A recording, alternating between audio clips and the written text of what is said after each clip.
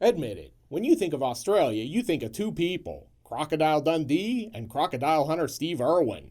But after today's video, where we meet grizzled outback killer Mick Taylor, you might be a little more wary before planning your next trip down under. Oh, I can tell you, but then I'd have to kill you.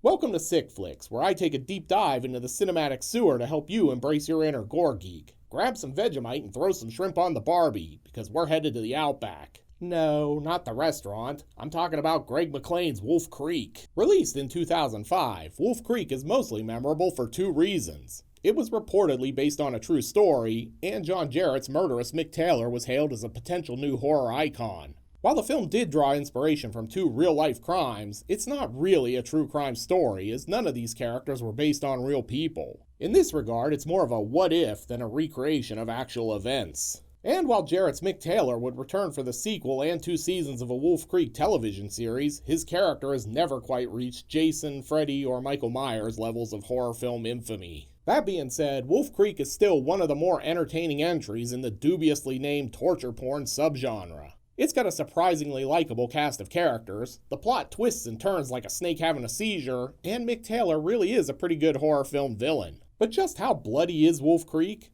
Let's get to the gore and find out. We open things up with this informative card. Ooh, spooky.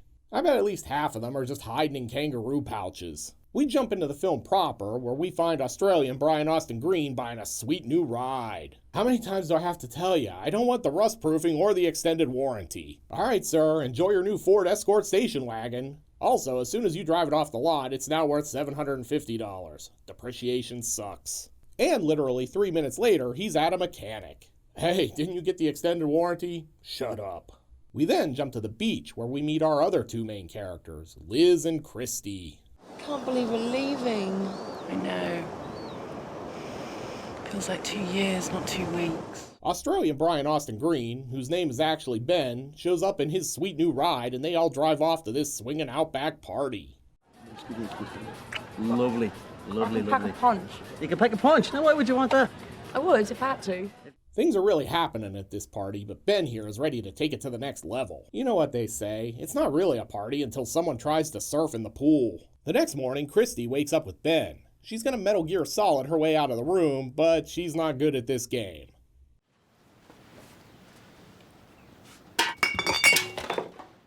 Luckily for her, this dude sleeps like he's dead.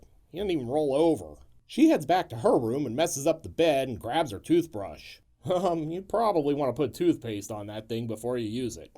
Just a thought. Liz, meanwhile, is outside sleeping on the beach. Good thing the tide didn't come in. Then she wakes up and basically recreates the opening scene from Jaws.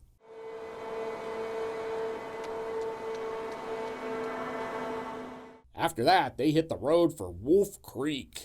I got the worst taste in my mouth. You maybe shouldn't laugh at that. I mean, he woke up next to you this morning. With that out of the way, the movie finally decides to give us a title card. 11 minutes in. I think that's a record on this channel. Way to drag things out. Now that the movie has a name, it's time for a drive through the credits. Australia looks a lot like Texas or Kansas or Nebraska when you think about it. Man, are we still in the credits? Any day now, movie. The credits finally end, and look out, ladies, we've got a dude with a guitar. I guess Brian Austin Green gave up on his hip-hop career in favor of acoustic wuss rock. I love her. I really, really love her. Man, Ben couldn't carry a tune if you put it in a bucket and then put the bucket in a bag with handles on it. Of course, the ladies aren't really any better. This sounds like a Susie and the Banshees Unplugged track. Only, you know, minus the talent. Playing guitar for a few weeks now, and he's really, really, really crafty. That night, they stopped for a little camping and some exposition. But he did. He heard this crack, like an explosion of a jet, and it just took off into the sky, straight up like a rocket. When did this turn into an Australian version of the X-Files? The next morning, it's like a Willie Nelson song as they're on the road again.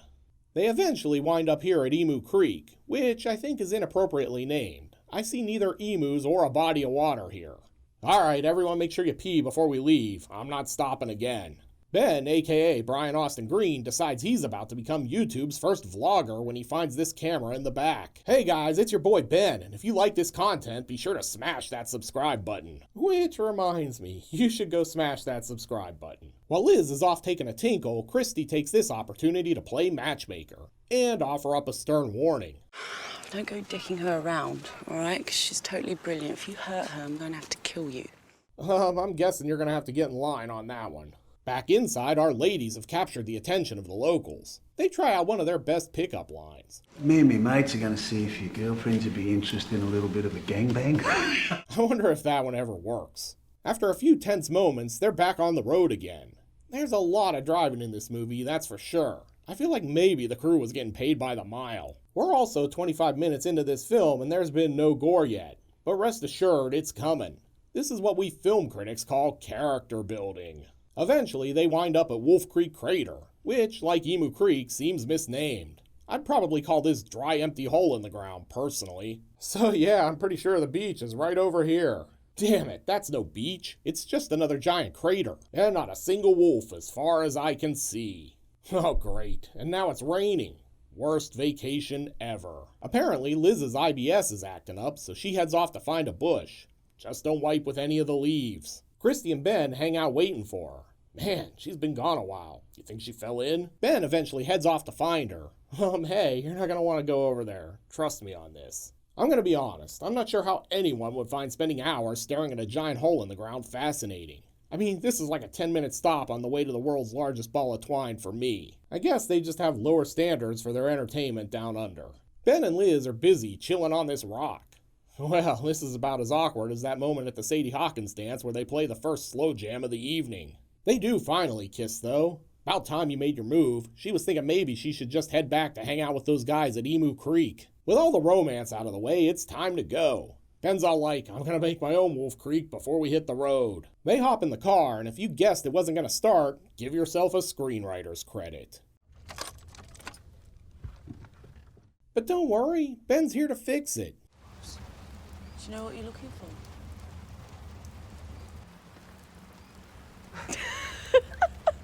It's probably just the Fetzer valve.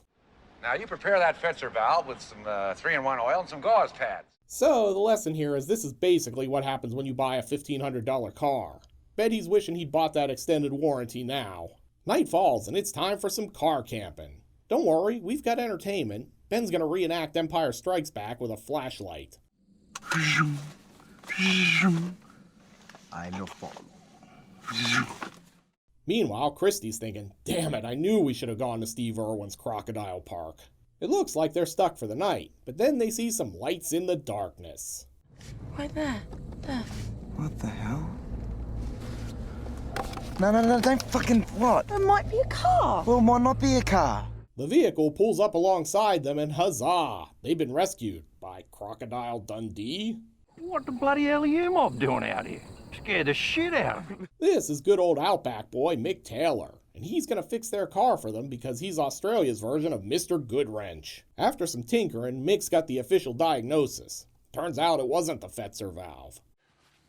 Yeah, coil's ready. The bad news is you bought a Ford Escort wagon. The really bad news is you passed on the extended warranty. What were you thinking, mate? Mick offers to take them back to his camp and fix their car, but Ben wants to tow it back to town. Too bad that's the wrong direction. You want to go north? Yeah. I'm heading south. But to sweeten the pot, Mick offers to do the repairs for free. What a guy. It's not fucking Pitt Street, mate. Of course I'm not going to charge you, you stupid bastard. With no other options, they take him up on his offer. But as they ride farther into the night, the girls are starting to think that maybe this wasn't the best idea. Where did he say his place was again? South. Feels like we've been driving for hours.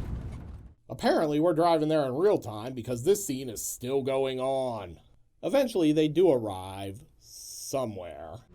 Must be some sort of mining operation.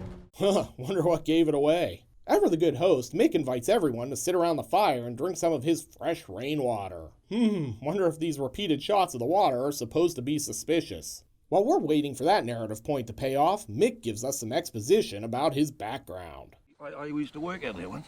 What'd you do there? Head shooter, clearing vermin. Roos, horses, pigs, buffalo, you name it. Yeah, vermin, pigs, and the occasional human. You know how it is. During this conversation, we're left to wonder if Mick's just a lovable outback eccentric or something much more sinister. Don't worry, though, this is all going to start to pay off soon enough. You know what I'm talking about? Yeah. Yeah, that's not weird. Then it's time for a little belching party. This is how they establish dominance in the outback. Biggest belch leads the pack.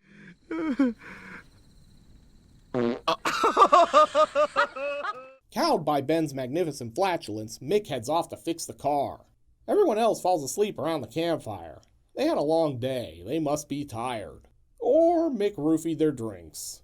Liz awakens to find herself hogtied in a garage. After some searching, she finds a piece of glass and sets about cutting her ties. Freed, she Sam Fishers her way out of the window and into the dark and empty camp. Mick and her friends are nowhere to be found. She finds her shoes and is about to continue her search, but a noise captures her attention. That doesn't sound good. Mick's putting in some work on Christy, but Liz Dead by Daylight's her way to the garage, where she's treated to this scene.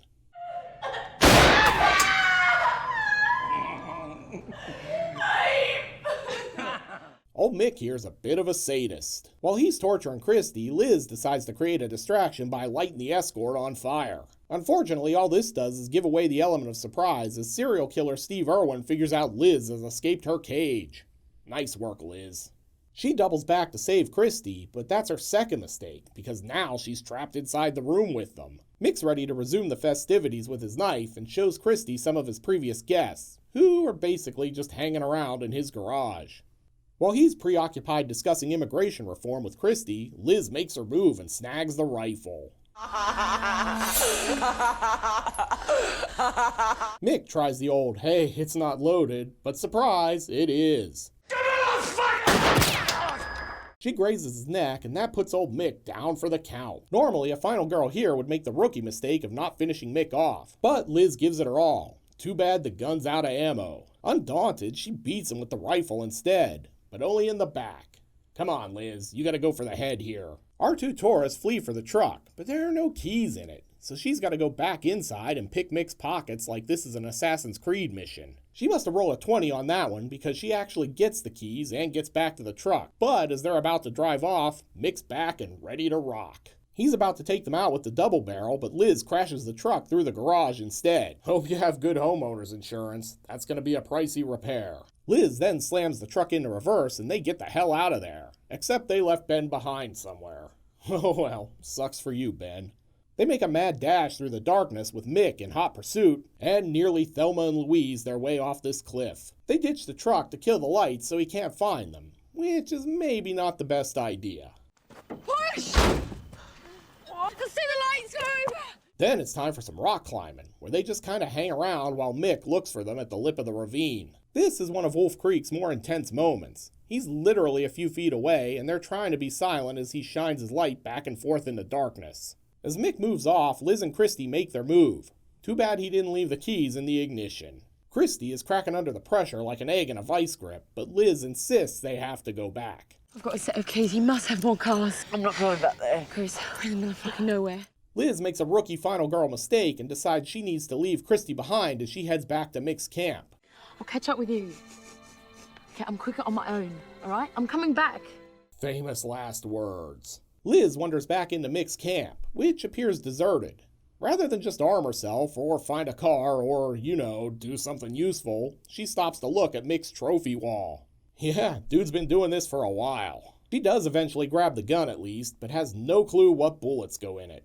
After eventually finding the right ammo, she's back to exploring. She peers down this shaft and right into a jump scare. At least she didn't shoot anything, I guess. Liz climbs down into the pit for reasons, and then finds that this is where Mick has been housing all of his guests. After coming out of there, screaming like a banshee, she finally hits pay dirt. It's the garage. I don't want to be judgmental here, but I don't think Mick has been paying the housekeeper. This place is a disaster. Here in the back, he's got even more trophies. Dude's definitely into keeping souvenirs of his victims. That or he's running a fake ID ring. Liz finds all kinds of stuff in the garage, including this video camera. Why would you stop and watch this? You're in a serial killer's lair, you big dummy. Well, at the very least, she learns that Mick has done this before. How's it going, mate? Then she finds Ben's camera from earlier and uncovers this bit of information. This one too? Yeah, mate. Yeah, Mick's been stalking them all along. She's seen enough and is ready to get out of there, but first she has to find the right key and get this car to start. After trying several keys, she does, but surprise, Mick's in the back seat. He stabs her in the side, and as she crawls away, we get this opportunity to reenact that famous Crocodile Dundee scene right before he chops off her fingers. That's not a knife. This is a knife. Look at the bright side. She can still play video games. She's got her thumb. Since Liz is clearly a flight risk, Mick's got some plans for how to keep her on lockdown. It's a little trick he learned in Nam. This little procedure is called making a head on a stick. Well, guess she's not our final girl after all.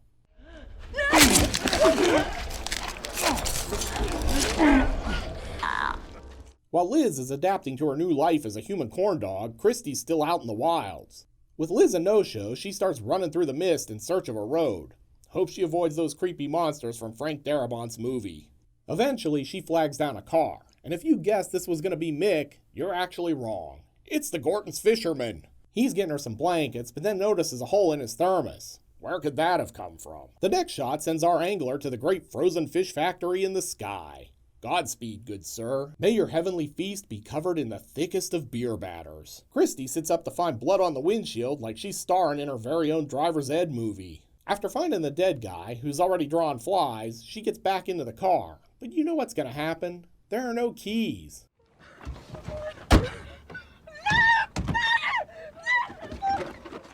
That's like the third time that's happened in this movie. She borrows the keys from the corpse, but Mick's closing in fast.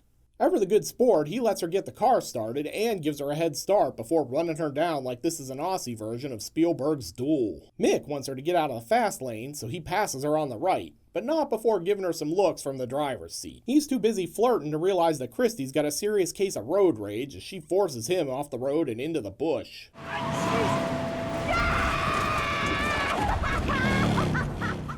Undaunted, Mick just grabs his rifle and takes aim. Who's laughing now, Christy? I'll teach you to ruin my good driver discount. She's trying to get out the door when Mick pulls up ready to exchange insurance information.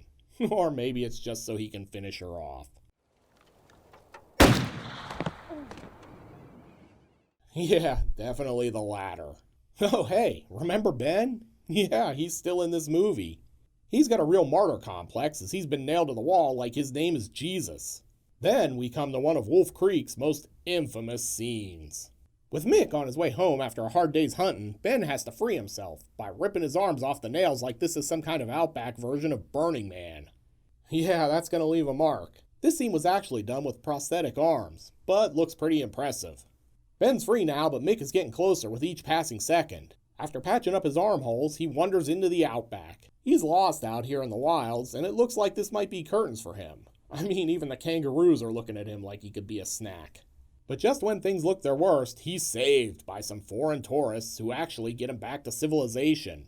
Huzzah! This all looks sort of like a happy ending as he's life-flighted back to land. That's director Greg McLean as one of the cops putting him onto the chopper, by the way. But not so fast.